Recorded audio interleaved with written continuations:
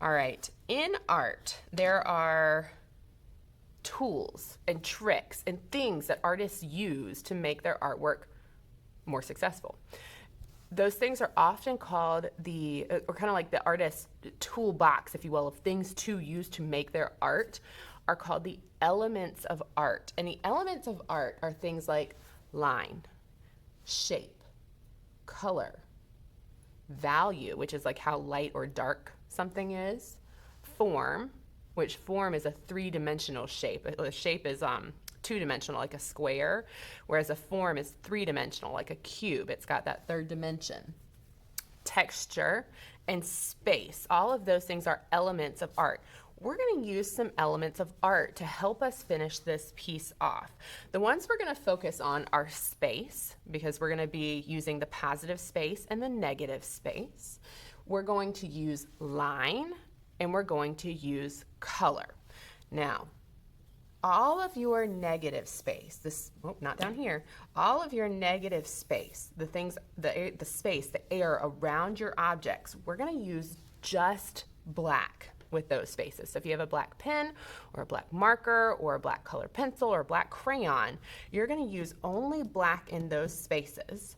And what you're going to do is you're going to use different kinds of lines. Now, if you want to do this with a pencil first to make sure you don't accidentally go into your positive space, that might be helpful. But everywhere where you have a piece of pie, a piece of pizza, I'm going to keep calling it pizza, in the parts of that piece of pizza that are negative space, we're going to use black lines, and each one should have a different line so you can tell them apart.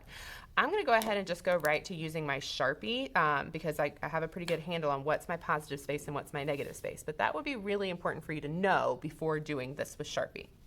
And I'm going to start with this piece of pizza right here. My paintbrush handle is positive space, but this space here and this little part right here are negative space. And I'm going to choose a line that I want to work with. I'm going to pick a zigzag line, and I'm just going to make my zigzag line go from the center of my paper in this piece of pie to the outside of my paper. And I'm going to keep repeating this zigzag line. I'm going to stick with the same kind of line in this part right here. I've got to add these little triangles on that look like the zigzag that's kind of coming in to the side of my little pizza pie.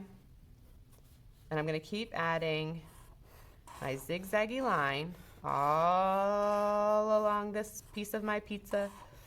So I'm sticking with only just a zigzag line here. Only zigzag line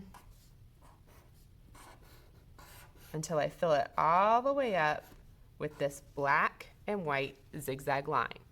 And then I'm ready to move to my next space. This one's going to be similar to this one, where this is negative space, this is positive space, this is negative space. But I want to choose a different kind of line. I want it to look different from this section. I still want to use black and white, but I want it to be a little different. So I'm going to choose doing two different kinds of lines. So it actually is going to create a little bit of a pattern where I'm going to use one line that's a little bit thicker, okay, and then I'm going to use a dashed line next to it. So thick line and then a dashed line. Now I'm going to use another thick line, and then I'll use a dashed line. And I'm going to keep working on that until I fill this space up, and then I'll move on to my next one. Now it's going to be really important for us to remember that down here, this table is positive space. So I'm not going to do any black and white lines down in the table, but I will do them in the parts around the table.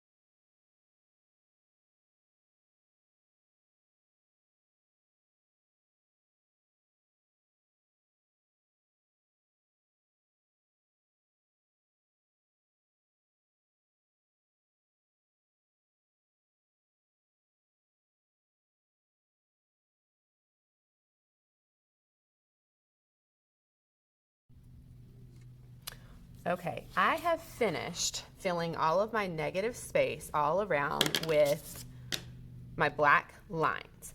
I searched and searched and searched until I found all of the spaces that were negative space, that were the space around my objects. And I filled each one of those places with a different, or each one of those pie slices with a different kind of a line with my black marker. Now, one time it did almost trick me. I started to almost put a black line right here.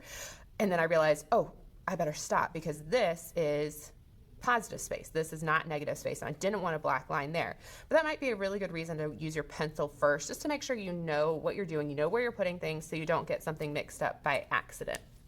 Once you have searched around and you found all of your black lines, or put your negative space, and you filled them with black lines, you're ready to move on to the color part of this project.